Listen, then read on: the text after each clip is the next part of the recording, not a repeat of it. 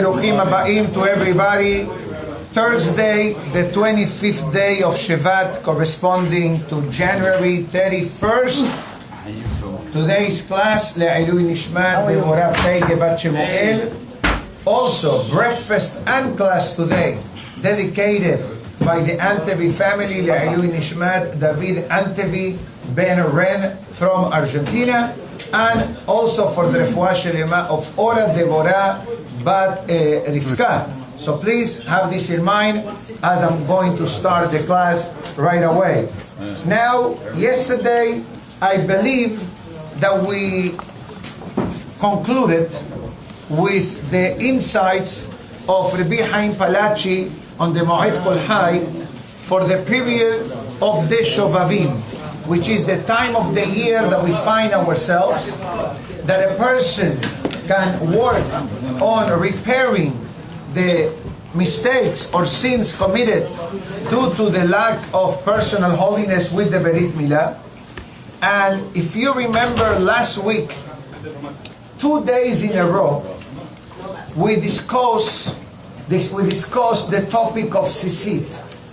And one of the things that the Moed Kol Hai said, that a person not only should be meticulous of wearing the sisit, and the sisit I mean the sisit katan, besides the talet, but he also said that a person should make sure that they are kasher. I'm giving you this introduction because today's Gemara that belongs to Thursday, Perasha Mishpatim, talks again about the topic of sisit. I am not going to go through what I said last week. Feel free to go to itorah.com and look for the class, and you'll see it there. Or if you don't have it, ask me and I'll send you a link. But let's read quickly from the Gemara. But before we start from the Gemara, we'll give introduction briefly. What is the meaning of sisit? Sisit is a mitzvah da'aseh mideoraita, is a positive commandment from the Torah. This is something that we say every day of our life when it comes to Perashah of the sisit.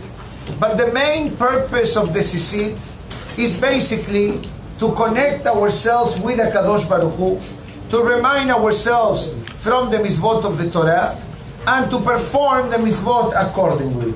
This is the first part from the pasuk of the Torah. I'm not going nothing deep, nothing Kabbalistic. I'm going simple, peshat, from the Perashah.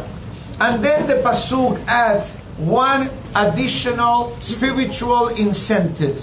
And it says, "Velo taturu acharei lebavchem ve'acharei einechem, asher atem zonim achareihem." Don't follow your heart, don't follow your eyes. That unfortunately causes the person to act inappropriately. So what do we understand from this pasuk in the Perashah? That the sisit has the power of preserving the sanctity not only of the neshama, but the holiness of the human body.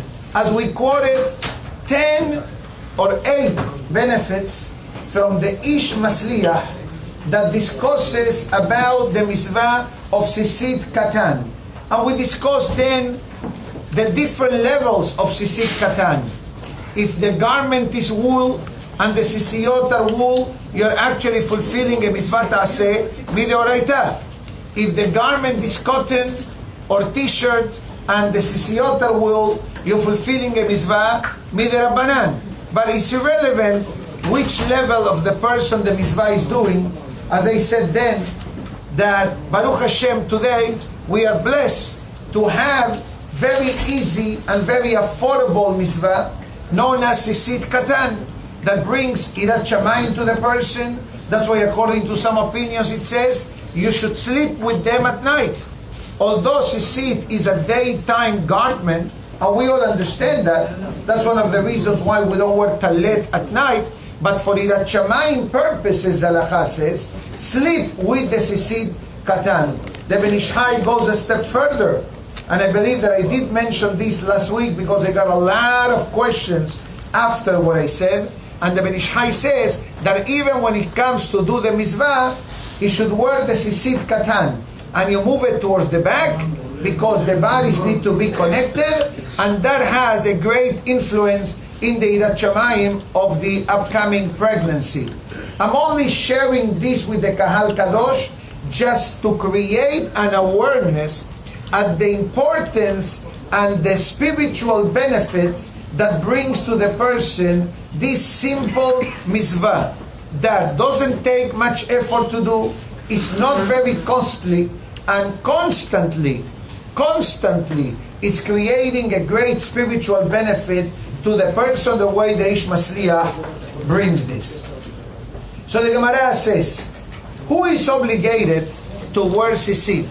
You'll be surprised at the answer. Kohanim, Levi'im, Israelim, every Jew, no difference. Gerim, converts, Nashim, ladies, Ba'avadim. Yes, I woke you up now, huh? Yes, ladies too. Relax, we're not going to change the halakha. This is one opinion. It says why? Why? Because if the sisit is to remind me of the mitzvot of the Torah, why the ladies are exempt? Like we discussed last Friday. Some of you were here last Friday. Many of you came in this week. But last Friday we spoke about Mayim HaHaronim. And we discussed the halakha that says that Mayim HaHaronim also ladies need to do. That many ladies don't do. We are happy if men do. Many men don't do. Say now for what? Nobody does it. Has v'shalom. Many people do it. I never heard of it. It's not my fault. Come to the rabbi's class. You get to know a lot of things. Usually those who make those comments don't really learn much Torah. Sadly, because haram, they are missing, a great zechut in the life, to be closer to HaKadosh Baruch Hu. But comes Rabbi Shimon, and it says, no, ladies are exempt of sisit katan or talet. Although today in Israel we have a group, right, called the Women of the Kotel, that wear sisit, tefillin, sefer Torah, etc. That is all, we all know, it goes against the Torah. And I know that sometimes the ladies may say, but Rabbi, why? I want to do more. True, there is always room to grow in Avodat Hashem. But the holy ladies of the Jewish people need to understand why men were given more mitzvot to observe than ladies. Ladies believe because the Torah gives more honor to the men and not to the ladies. You need to know the truth to the wonderful female audience watching and listening, that the reason why men need to do more mitzvot is in order to climb to the spiritual potential level of a Jewish wife. We need to understand that. That's why David HaMelech in the Hallel, in the Tehillim that we read yesterday, right in chapter number 1, how does David HaMelech calls the wife? Akeret Habayit, the foundation of the home. When you come home Friday night from the synagogue, you went to the knis to pray, and you're coming home to make kiddush. What is your procedure when you arrive home? I'm sure you say Shabbat Shalom to everybody. I'm sure you start Shalom Aleichem. But after Shalom Aleichem, what do you say? Why don't you say Ish Hayil? Who takes care of the house? Hazak Baruch. Will hide your identity for security reasons. But he says because the wife is the home. The wife takes care of the home. Spiritual holiness given to the wife. Going to the mikveh. Pregnancy given to the wife. Why pregnancy wasn't given to the men? You say too hard. Okay, that's a good biological answer. But they wouldn't have home baby. You know the spiritual reason why Borei Olam selected the wife to be the mother of the baby? In other words, to carry the baby? This answer is found in last week's Torah portion. When the Torah talks about the giving of the Torah, the pasuk says, "Ko tomar lebet Yaakov betaged libnei Israel." The Torah was given first to the Jewish ladies and then to the men. Why? If the purpose of Torah is the concept of mitzvot, and we already know that time-bound mitzvot, ladies are exempt, why does Hashem said to Moshe Rabbeinu, please speak to the ladies directly? Short answer. You know what HaKadosh Baruch Hu says? The last time I gave a commandment to a husband and he delivered the message to the wife, we had a disaster. The sin of the Esadat. The sin of the Esadat. That God spoke to Adam Arishon. God says, I made a mistake one time. Haz v'shalom. God doesn't make mistakes. But that's the language that the Mefarshim bring. In other words, I had my experience one time. It's not going to happen a second time. That's why the Pasuk says, Ko tomar lebet Yaakov. Why girls' school in America or in Israel and in South America, they are called Bet Yaakov? Why they are called Bet Yaakov? And usually when you say a school name, Bet Yaakov, it's a girls' school. Why? Because Bet Yaakov is a daily prayer that we say 6 days a week. Bet Yaakov lechu benelcha beor Hashem. Bet Yaakov, although it means the household of Yaakov Avinu in literal English, and it means the entire Jewish nation will go to the ways of the Creator. But you know what's the secret in this verse? It's from Perashat Yitro.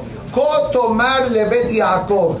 If the wife is in the spiritual driver's seat of the home will flourish.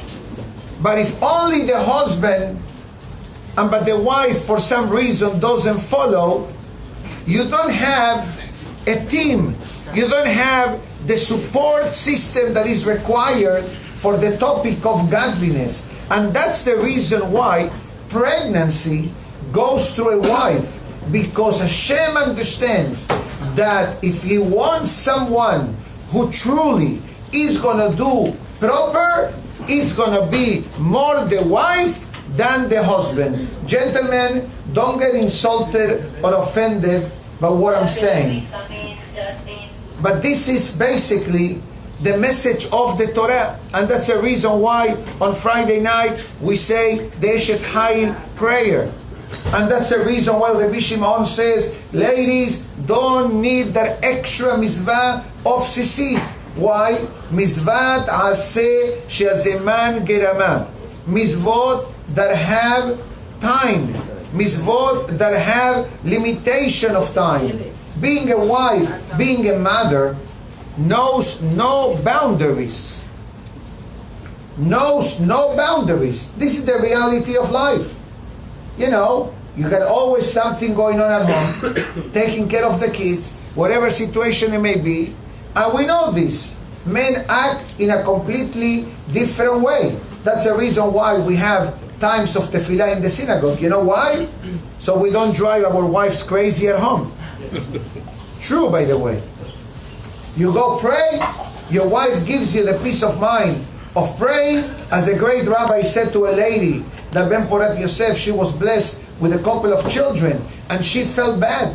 And she says, Rabbi, you know, I used to pray 3 times a day. I used to learn an hour of Torah a day. I used to listen to shiurim while cooking. Now I'm so busy, I don't have to do any of the above. The rabbi said to her, don't worry, because when you change a diaper, when you cook, when you do homework with your kids, when you go to the mikveh, when you observe the laws of family purity, this is greater than your husband's prayers and your husband's learning. And this is not to minimize, Haz v'Shalom, what we do in the men's department. But the Gemara is trying to say that the zechut of the lady supersedes the zechut of the men. This topic of ladies' mitzvot and men's mitzvot is greatly discussed in Tractate Kiddushin, when the Mishnah discusses the obligation of the husband to fulfill and what makes a mitzvah to be observed by your wife and what makes a mitzvah that the ladies are exempt. I'll give you a short sample of that Gemara. There is a sentence, or there is a statement, a halachic statement that goes, Mitzvah ta'aseh she'azeman gerama. A positive commandment that the time causes the mitzvah to occur. Meaning to say, is a time-bound mitzvah. And there is a positive mitzvah, but there is no negative mitzvah. I'm going to bring 3 examples, so basically we move on later on, because the next topic of this Gemara is the topic of sha'atnes that we discussed many times in the past, but this is also part of the menu of the day, so we'll talk about it for a few moments. But very briefly, for example, the mitzvah of sisit is a mitzvah that is halachically from the Torah, applicable during the day, and therefore that already has a limitation. Tefillin during the day. So therefore, men obligated, ladies exempt. But for example, Shabbat. Shabbat is also a time-bound mitzvah, because Shabbat happens once a week. Not every day, like the sisit. Not like the mitzvah of mezuzah, every second of the day. A mitzvah of believing in Hashem every instant of the day. Be'avta et Hashem Elokecha every moment of the day. So in those mitzvot, everyone has the obligation to observe, men and female. But what about Shabbat? Why Shabbat the lady is obligated to observe? Short answer, because Shabbat, number one, is a direct connection to HaKadosh Baruch Hu. That's number one. Number two, because the mitzvah of Shabbat not only has one positive side to the mitzvah, but the mitzvah of Shabbat also has a negative side of Shabbat. That's why we have Zachor, Shamor. Zachar, Nekeva. That's what the Zohar says. Zachor means to remember. Zachor et Yom HaShabbat lekadesho. And that means Zachar. Zachor, Zachar. That's male aspect. Now you have Shamor.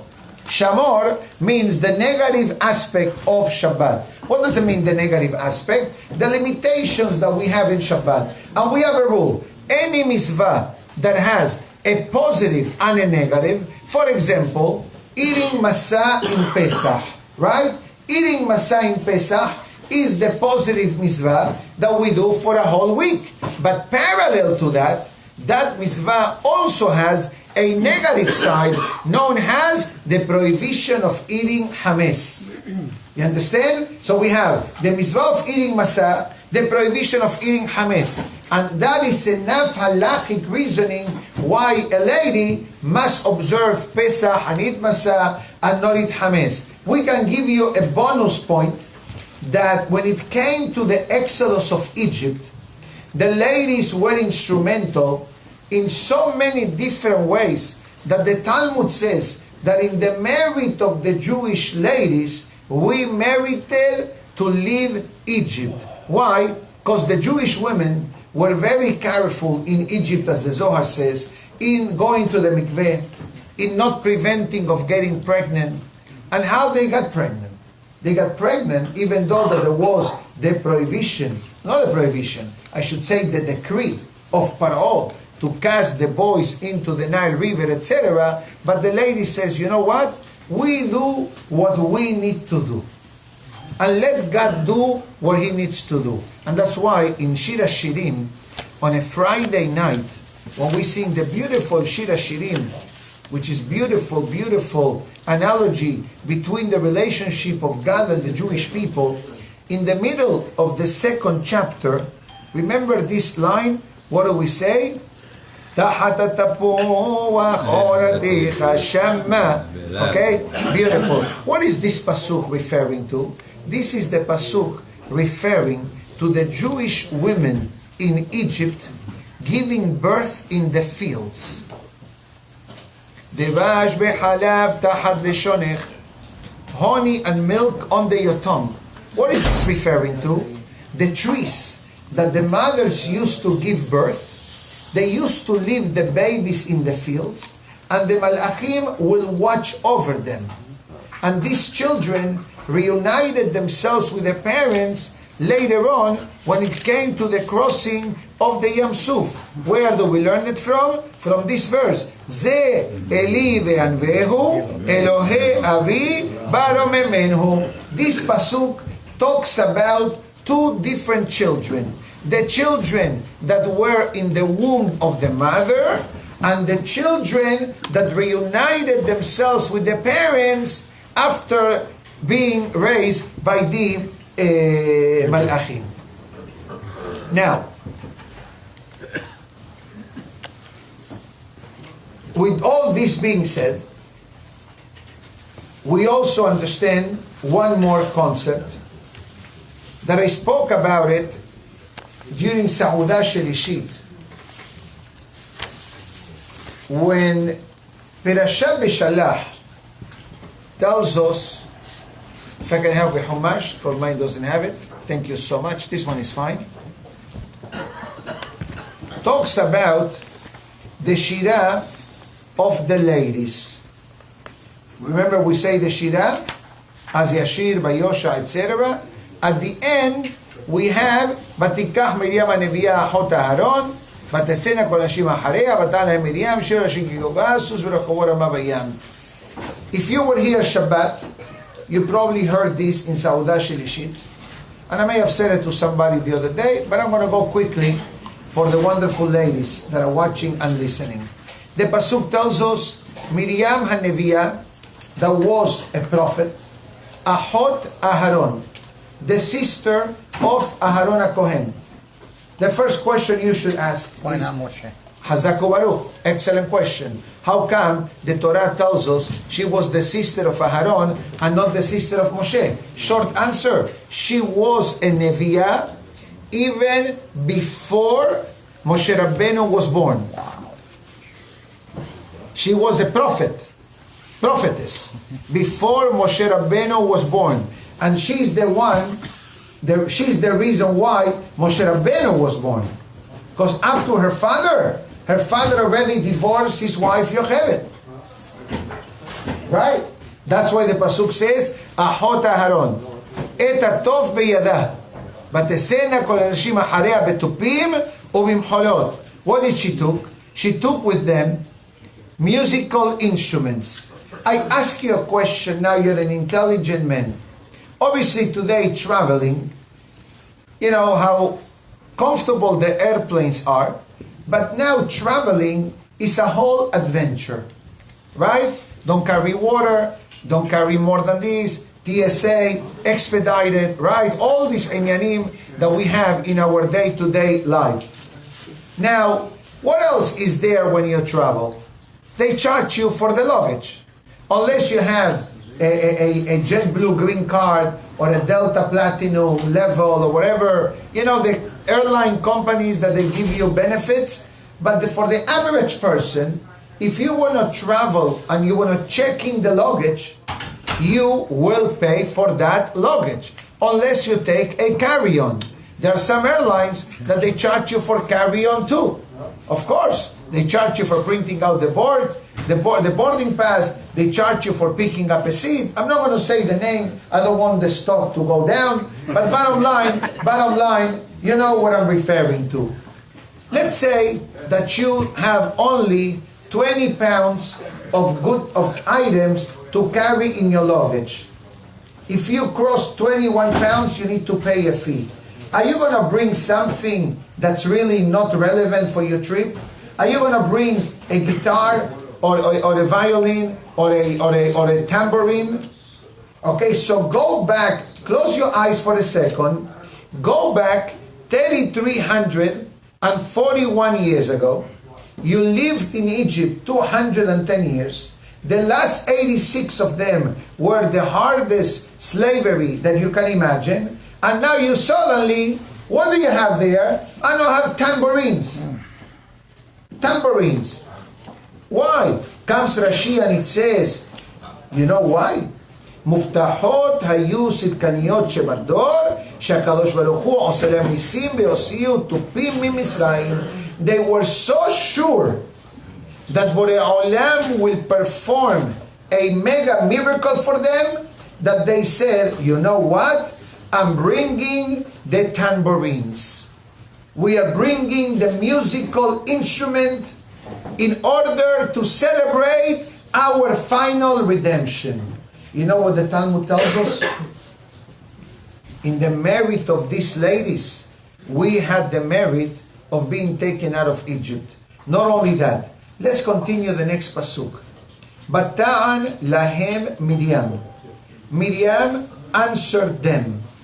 Shiru la Hashem ki ga'o ga'a. Praise the Almighty that He redeemed us. Sus berochevo Rama bayam. The horse and its rider literally drowned in the ocean. I ask you a question. Batan lahem Miriam. The language that the Torah uses, lahem, is for masculine. Lahen is feminine with nun. Lahem is masculine. So who is Miriam talking to? If she's with the ladies, how come that she's using a masculine word? She was with the ladies. Another reason why they brought music was so when they sing to Hashem, the men will not listen to the voice of a lady. Because we know there is a halacha called Isha Irva. You understand? That a man cannot listen to a female singing, especially if she's in front of you. And everybody was together in Egypt. So to camouflage their sound of the voices of the singing, they play with musical instruments. We need to learn, or we need to try, when possible, to dissect the Pesukim, to understand why tambourines, because they make a lot of noise. Now, I know that in certain countries in South America, I think Venezuela, in the good days, I'm talking about in the time of Chavez, now it's worse. 10 years back, things were much better than what they are today. But not to worry, Mashiach is coming for Venezuela. Amen. Amen. For the entire world. But if there is one country today, besides Israel obviously, who needs heavenly help now, it's Venezuela. I cannot talk about other countries because I'm not very familiar what's going on. But no one can deny that the crisis that is going on in Venezuela has nothing to do with anti-Semitism, has to do with human life, has to do with decency, has to do with survival. So there used to be a protest known El Calderazo. You remember that? You from Venezuela? Yes. El Calderazo. What was El Calderazo? It was in Venezuela, right? People, they used to convene a protest, let's say 10 o'clock in the morning, we're going to meet in the central square of town. So everybody needed to come with musical instrument. But what was the musical instruments? They used to bring pans, pots and pans from the kitchen, and they used to bring a stick or a hammer, and they used to bang and make the sound. Make the sound. This was a way of protesting against the government. So we hope that Be'ezat Hashem, all these things that we are following very closely, because we cannot forget that there are still 4,000 or 5,000 Yehudim there. Out of 30,000, there are only 4,000 or 5,000. Most of them left to America, to Miami, number 1 or 2 in the world, Israel, Spain. Many of them got the Sephardic passport to European Union. So this is the 3 places in the world where they are spread out. But let's come back to the parasha of today. So if Miriam is with the ladies, who is she talking to? So there are 2 answers. One answer, it says that Kahtov, to the Malachim. Other answer, to the men. Let's imagine the following dialogue. If we follow either opinion, ladies are playing the music, and the man turns to them and he says, why are you celebrating so much? If the whole purpose that we left Egypt is in order for us to receive the Torah, and the majority of the mitzvot of the Torah are for the men and not for the ladies? Why are you celebrating this celebration of leaving Egypt? So, now with this, we are able to understand the answer. Batan lahem Miriam. Miriam says to them, do you think that the purpose of the Torah is given for the men to receive the Torah and not for the ladies? You are wrong. And the proof is in the next week Torah portion, the verse that I quoted before. Ko tomar lebet Yaakov betaged libnei Israel. Who said this pasuk? Borei Olam. ומשה עלה אל האלוקים, ויקרא אליו השם מן השמיים לאמור, כה תאמר לבית יעקב, ותגד לבני ישראל. כה תאמר לבית יעקב, Rashi says, אלו הנשים. Give the Torah to the ladies first, because the last time I talked to a man, we're still paying the price. The sin of Adam and Eve. The avon of Adam and Hava. So the lady says, without the wife, the man cannot learn Torah. Without the wife, the man cannot bring children to the world. Without the wife, the man will not be able to function. And this is true. This is true. And I see a lot of happy married men around me, okay? And we all agree to this concept. As the Gemara writes, כל השרוי בלא אישה, שרוי בלא טובה, בלא שמחה, בלא ברכה. The Gemara says, you're an incomplete person. You're not a human being. You are a human being. But you are at 50% battery level, 50% performance. And that's a reason why the Torah says, with all that being said, you know what? You have enough responsibility. God is talking to the Jewish wife now. You have enough responsibility in your life. Not to worry. Just do what you need to do. That's why ladies don't need a minyan to pray. Their prayers fly in the same highway of the men. Without a minyan. Without anything. Just open the Siddur at home, open the Tehillim, read it, Hazau Baruch. And the many other exceptions that the ladies have. One small message on the topic of Sha'atnes. Let me scan quickly. Beautiful. Beautiful. Beautiful. Beautiful is the topic after Sha'atnes. But I'm going to give you briefly Sha'atnes. It's not a new topic. I'm sure that the Kahal, wherever you may be and where you live at, observe the mitzvah of Sha'atnes. But just in case, I will speak a minute or two. What is the meaning of this mitzvah? There is a negative commandment from the Torah that says, Lo tilvash Sha'atnes.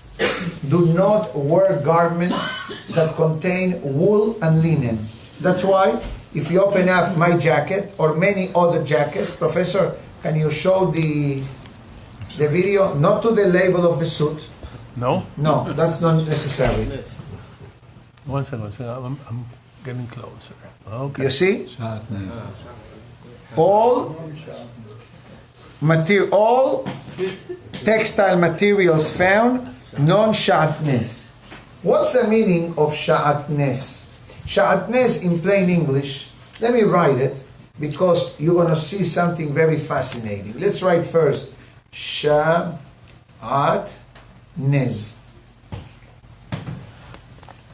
Sha'atnes. Okay? That's the meaning of the prohibition. The mixture of wool and linen. That's what it means. So, let's talk about a suit, for example. A suit, this suit has only two colors, gray and white. But there are other suits that has 4 different colors. So the tester of Sha'atnes, the rabbi who tests the Sha'atnes, needs to take a very small sample from each of the threads of the suit. If all of it is kosher, then they proceed to check different parts of the suits. But if there is a problem in one of the colors of the suit, you can say Kaddish on the suit. There is no way to fix the suit. You're not going to start removing all the blue threads from the suit.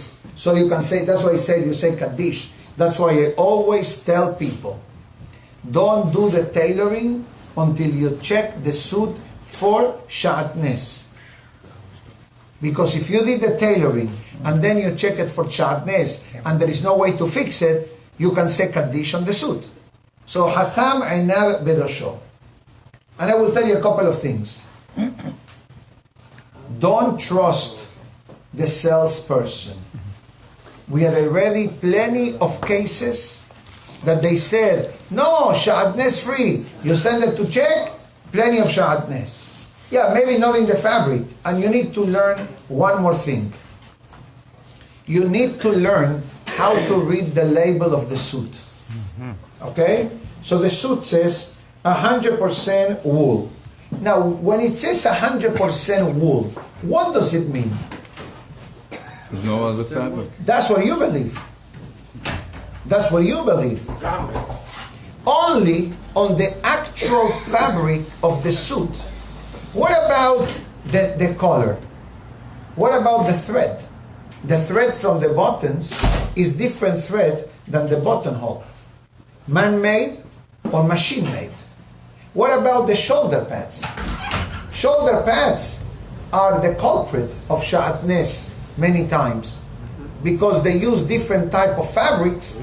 They shred them, Hazaku Baruch, recycled fabric, as we learned in the Gemara class the other day. Then you have the lining of the suit. But guess what? The lining of the suit has a different thread than the actual suit. So I need to check now this thread. And that's why usually when they open for shatnez, they open, they bring it all the way back. I'm not going to get undressed, relax. And then you pull out the shoulder pad. You inspect it. You need to be trained. You need to be trained. So when it says 100% wool, it's only about the fabric of the suit. Everything else, there is no guarantee. Some things can be fixed. If the problem is in the shoulder pad, replace the shoulder pad. If the problem is with the collar, you change the collar. You understand? Now, the Torah, what happened to my writing? Oh, erased it. Maybe the letters went up to heaven, the way the Talmud says. The Talmud, Mehila, the Torah does not give a reasoning why there is a prohibition of wearing shatnez. But our rabbis did give us a reason. Before I give you the reason, this is the word shatnez. When you play with the letters, you know what it gives you? Satan Az. Scary. The Yetzer Hara is brazen. That's what it means. Meaning to say, there is a spiritual setback when the person wears shatnez garments.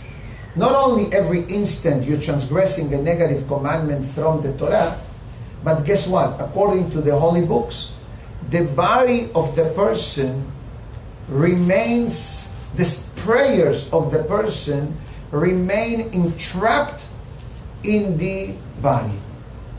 They cannot leave. They are in jail. Where do we learn that from? You'll be surprised. Hidush. How does the Torah calls the mitzvah of shatnez? Yeshiva boys, please tell me. Don't turn the camera. What other mitzvah is also connected to shatnez? Hazak Baruch. You'll be surprised at this. Kil'ain. That's another prohibition, which is the prohibition of mixing different types. Let's say you want to take an apple and you're going to mix it with a watermelon. That is a prohibition from the Torah. Sure. Because you're going to create something that Hashem did not create it in the world. So the mixture of wool and linen, or you want to mix two different types of animals, has v'shalom, or you want to mix two types of fruits, that prohibition is called kil'aim. You know why is it called kil'aim? We learned this in the day of Tu Bishvat. Because kil'ain is lashon kele. What's the meaning of the word kele in English? Jail. You don't allow this product to capture godliness. Wow. Which godliness? You will love this because you love gematriyot. Yam. Who is Yam? Me. Mi shebara et ha'olam. That creation has no connection to God. Has no connection to Borei Olam. Why? Because every creation of the world, it says in the Peri Es Hadar, which is based on the Zohar and many other writings, Mal'ach ha'memune ala beriyahahi, the heavenly creation, the Mal'ach, that supervises and monitors that creation. But when you create something that doesn't have a godly stamp or a godly approval, guess what? Now you can erase. But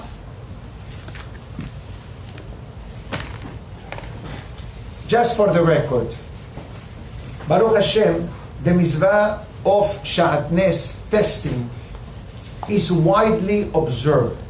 Every city that has a Jewish community, organized Jewish community, has many rabbis that are specifically trained for Sha'atnes.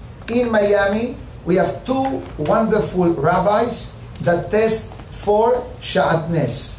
Since this is a public service, I think that we are going to give the Kahal the numbers of the both rabbis that test for Sha'atnes. Because although many people have the beautiful desire to do a lot of mitzvot, but the reality is there are certain mitzvot that we need to make sure that we are not crossing the line. So one is 651 2747. That is one. 651 2747. That's Rabbi Selmar. But then there is Rabbi Blank. Anybody has a jacket with a Sha'atnes label that says Rabbi Blank number? You have it? Can you have it, please? 305 305 498 0947. Okay, so these are the two rabbis in Miami, North Miami Beach, Aventura, Miami Beach, Surfside, that are approved to test for Sha'atnes. Rabbi Selmar is the top number, he's also the Mohel, and Rabbi Blank, he does the Eruv in the city of Aventura. And he also tests for Sha'atnes, and does also many Eruvim. Okay?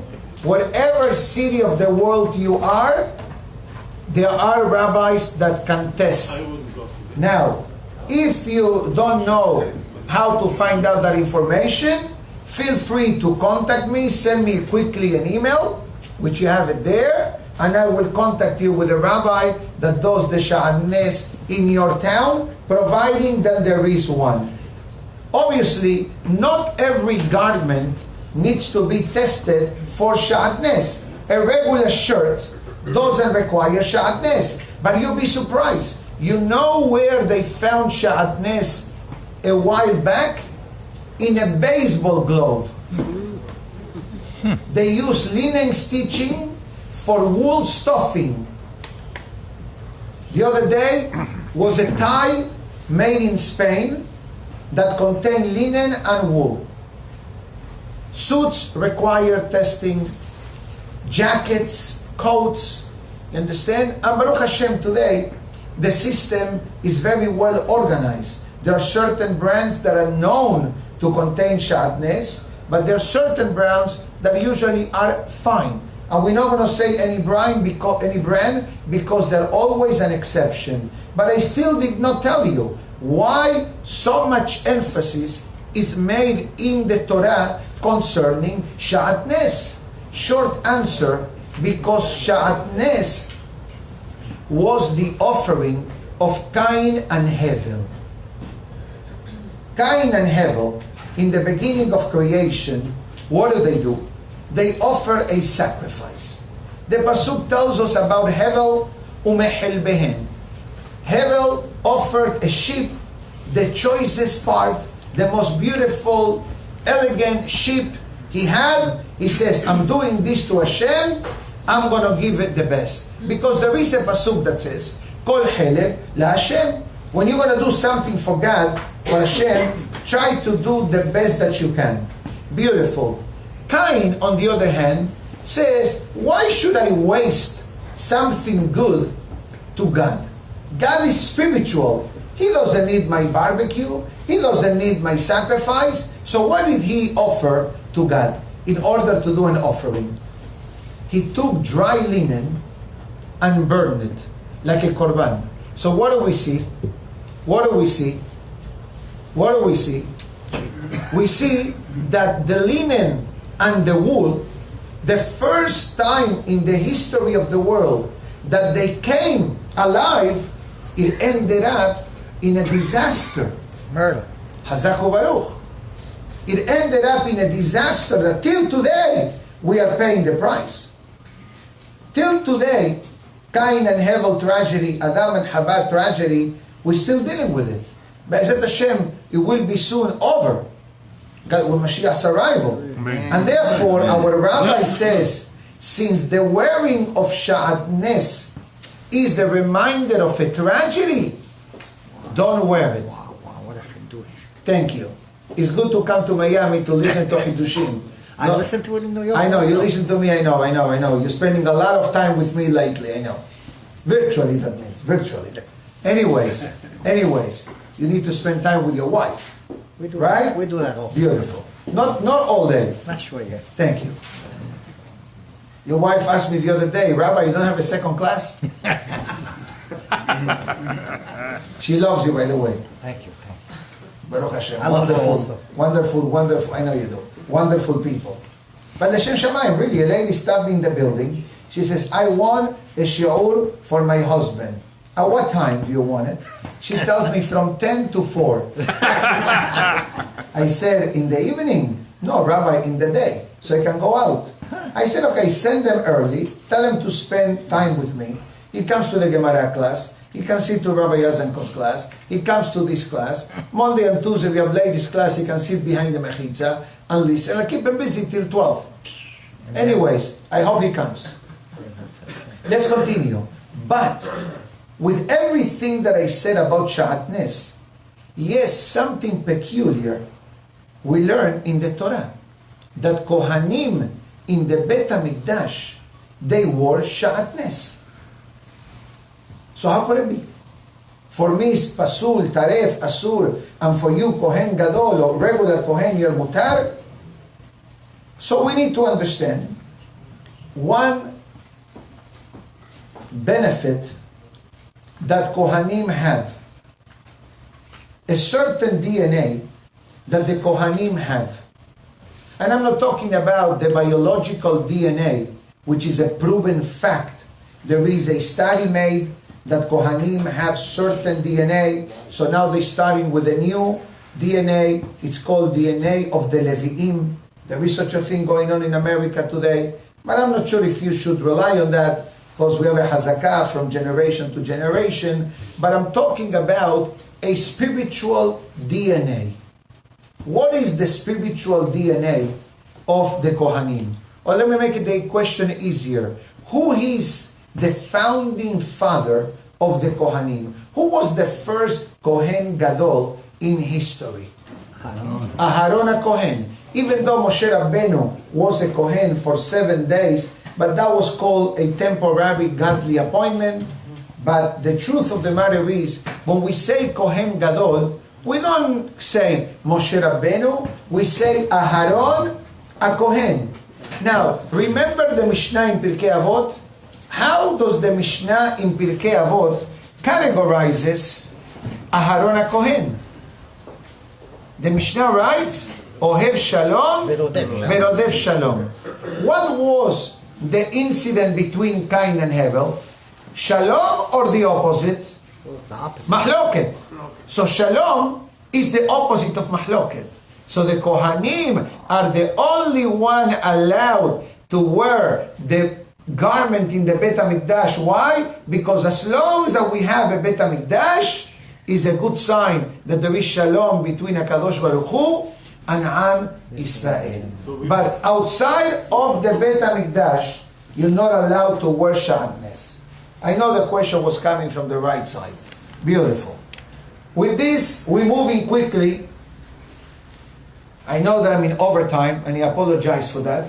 As long as they pay you, Rabbi. So. No, I don't get paid for speech. Thank you. I'm not. I don't. I don't get paid not for speech, not for classes.